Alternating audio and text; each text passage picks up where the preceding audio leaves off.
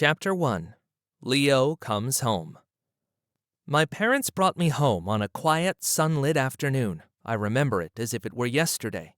They drove a light blue car into the garage of their grand house. I remember thinking that I had been dog-napped by these tall people.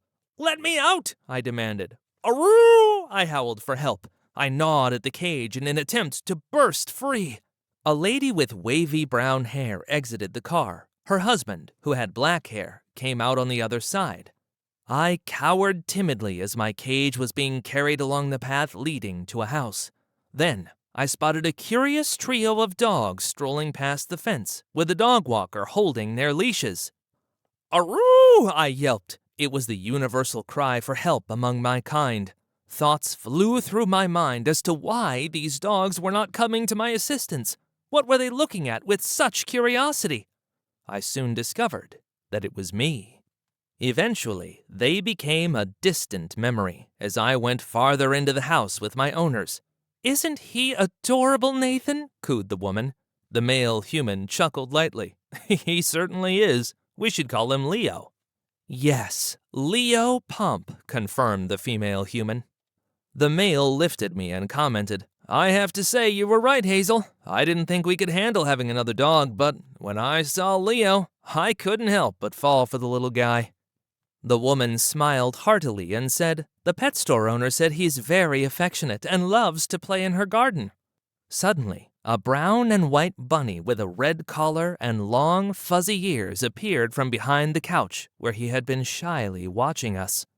The man rested me on the tiles and said in a gentle voice, "Finley, meet your new brother, Leo Pomp." The bunny quietly hopped towards me, twitching his tiny nose. Finley introduced himself. "Hi, I'm Finn." Physically, he was not much smaller than me and so cute. He said that he had lived here for a year. I felt like he was the only one who would understand me. My eyes were filled with sorrow. "Where am I?" I asked.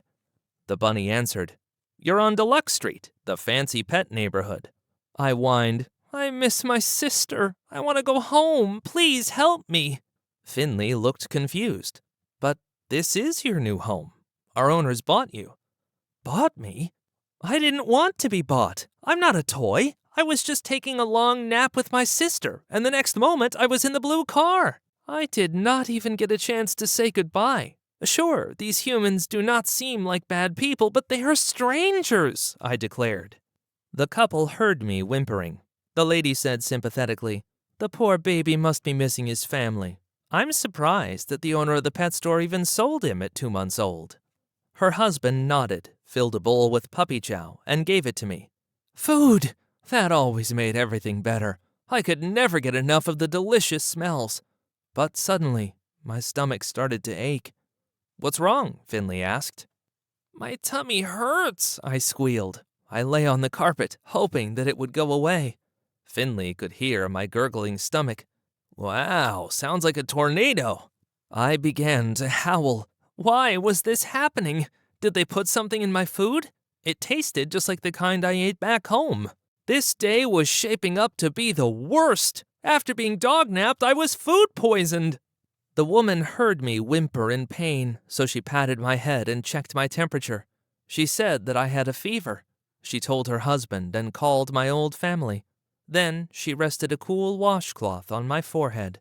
With worry, her voice raised as she said, "Leo Pomp hasn't been vaccinated yet. He could have worms, Nathan. The pet shop owner said that we can return him and they'll care for him until he's better." Unsure, he responded, "I don't know. The lady and her kids seemed very attached to Leo. What if she doesn't want to return him after he's better and gives us a refund?" Surprised, his wife said affectionately, "We're attached to him too." The husband concluded, "Then I will call our previous vet, and we will handle the problem."